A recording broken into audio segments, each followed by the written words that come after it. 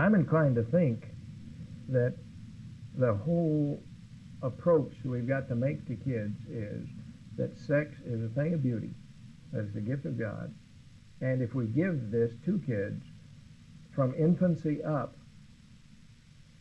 they take a positive attitude toward sex.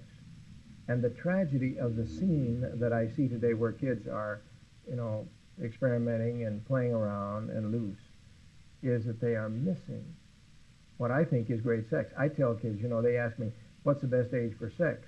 I tell them it's easy, 55. That's what I am. They really do. You'd be surprised. We have a format we use where they send up questions, I forgot where it was. Recently in California, I believe it was. A kid sent up a question. He said, are you getting any? I just thought this was great, Well, anyway, they want to know, is it good? And so what I see amongst kids and the mistakes they make grieves me, not because they're bad, but because they're missing. I tell them that I believe in the Ten Commandments.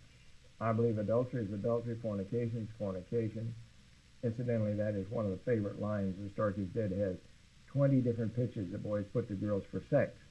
And one of them is, the Bible says you shouldn't commit adultery, but if we did, it'd be fornication. I always tell this little girl, now this boy who is trying to get sex from you is not the highest source of biblical scholarship.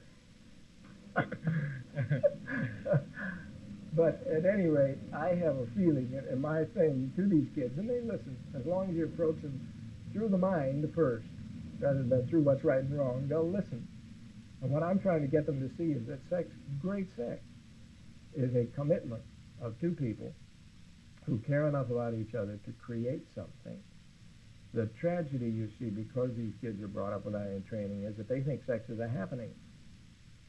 And no, this isn't true. Sex is a creation.